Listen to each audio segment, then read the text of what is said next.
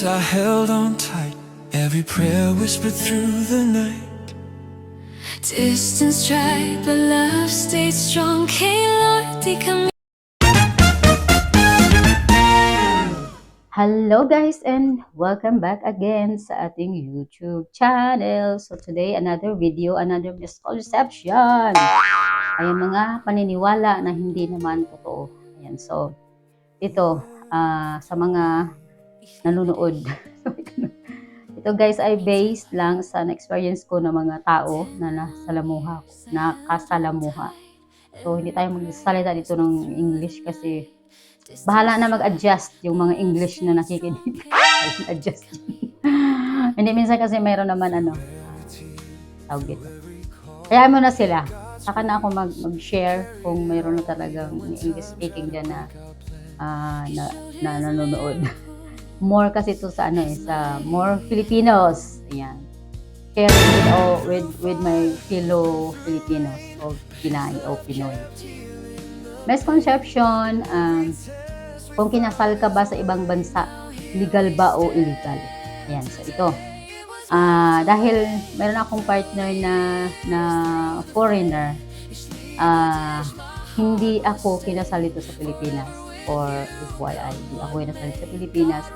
Nag-celebrate lang kami ng aming wedding dito sa Pilipinas. As if parang kinasal ka na rin, pero hindi kami nagpirma. Ayan. And then, yung wedding namin ay naganap sa Hong Kong. Ayan. I-check ko yung ko, baka walang boses. Ayan. Nag-green pa naman. So, ito yung misconception na natanong sa akin, I think, 3 persons. And maybe ikaw nagtatanong din or sa mga nakikinig na pwede ba na magpakasal sa ibang bansa? Valid ba yun? Or illegal ba yun? Or illegal? So, yung ating bansang Pilipinas, parang klase lang, mayroon tayong agreement with the other country. Paano ba i-explain? Pag kinasal ka kasi dito sa Pilipinas, ay hindi siya pasok kung yung mapapangasawa mo ay European. So, ibig sabihin, pag dito ka kinasal sa Pilipinas, much na requirements or hindi naman siya siguro much, but for me is much. Pag kinasal ka dito sa Pilipinas with my German husband, kasi marami siyang ichiburichi.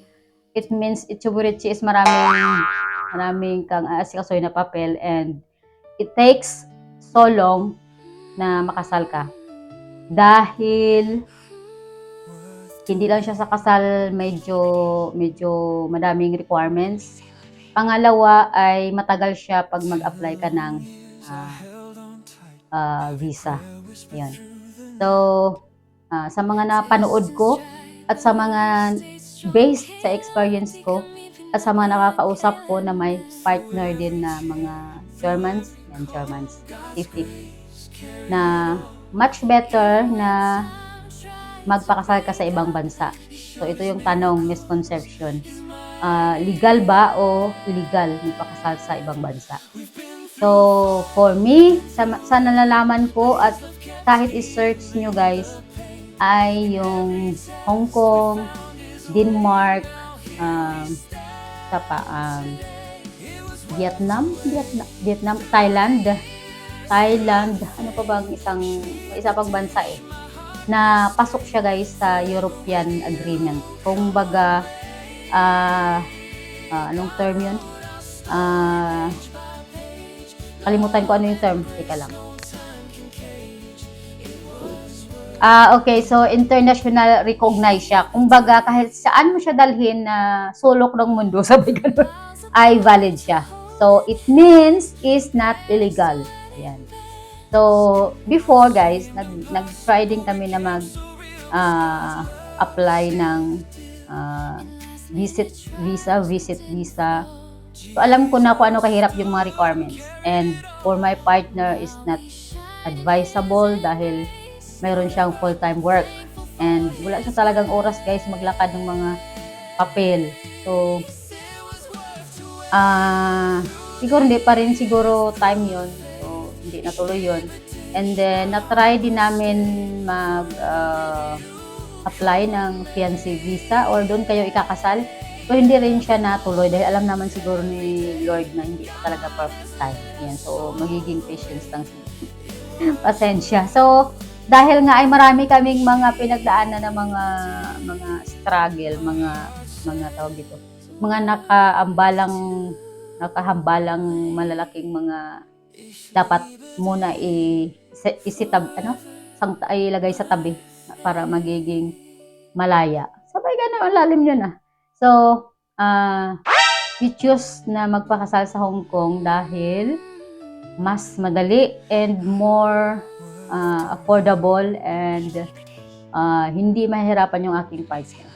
So, bakit hindi mahirapan? Dahil napakadali lang ng process. So, mag-ano ka lang ng appointment, dalhin mo lang yung passport mo, dalhin mo lang yung sa side niya yun lang passport.